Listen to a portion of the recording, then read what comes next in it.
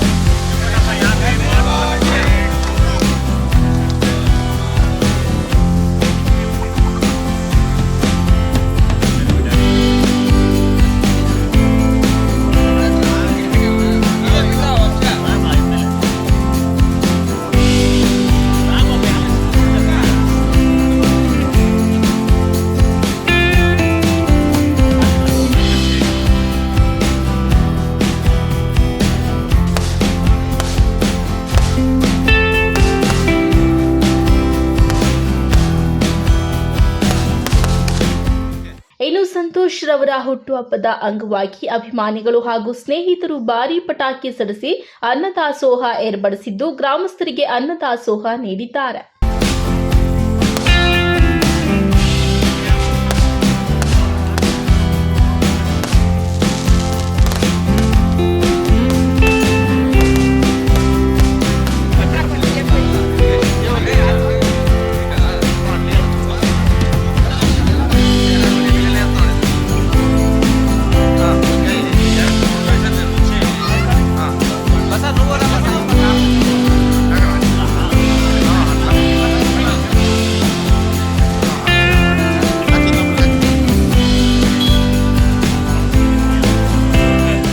ಇನ್ನು ಇದೇ ಸಂದರ್ಭದಲ್ಲಿ ಜಿಲ್ಲಾ ಪಂಚಾಯಿತಿ ಮಾಜಿ ಅಧ್ಯಕ್ಷರಾದ ತಿರುವರಂಗ ನಾರಾಯಣ ಸ್ವಾಮಿ ಮಾತನಾಡಿ, ಸಿದ್ದನಾಪುರ ಸಂತೋಷ್ ಅವರು ಈ ಭಾಗದಲ್ಲಿ ಪಕ್ಷ ಸಂಘಟನೆ ಮಾಡುವುದರ ಮೂಲಕ ಜನರ ಪ್ರೀತಿ ವಿಶ್ವಾಸ ಗಳಿಸಿದ್ದು, ಇವರ ರಾಜಕೀಯ ಕ್ಷೇತ್ರದಲ್ಲಿ ಹಂತ ಹಂತವಾಗಿ ಹೆಚ್ಚಿನ ಮಟ್ಟಕ್ಕೆ ಬೆಳೆಯಲಿ ಎಂದು ಶುಭ ಹಾರೈಸಿದ್ದಾರೆ.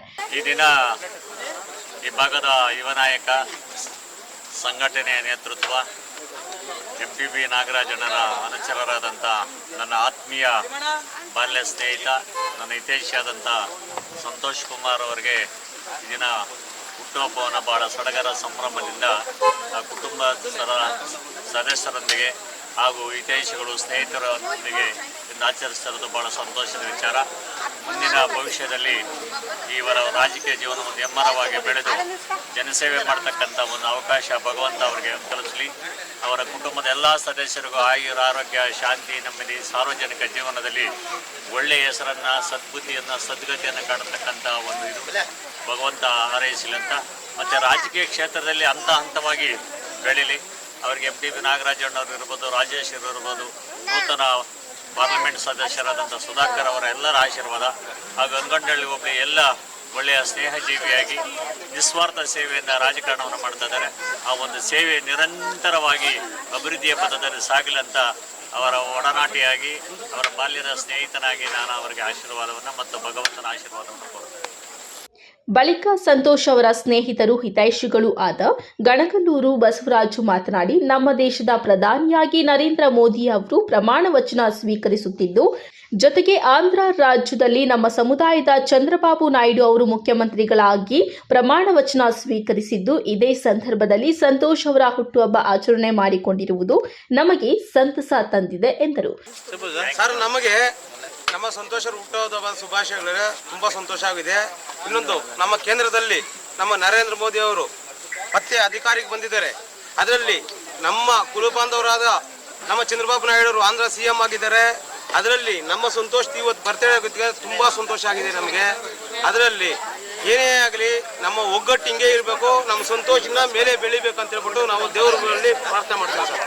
ಒಟ್ಟಾರೆ ಸಂತೋಷ್ ರವರ ರಾಜಕೀಯ ಜೀವನ ಸೇರಿದಂತೆ ಎಲ್ಲಾ ಕ್ಷೇತ್ರದಲ್ಲಿ ಇನ್ನೂ ಹೆಚ್ಚಿನ ಮಟ್ಟಕ್ಕೆ ಏರಲಿ ಎಂದು ಶುಭ ಹಾರೈಸೋಣ.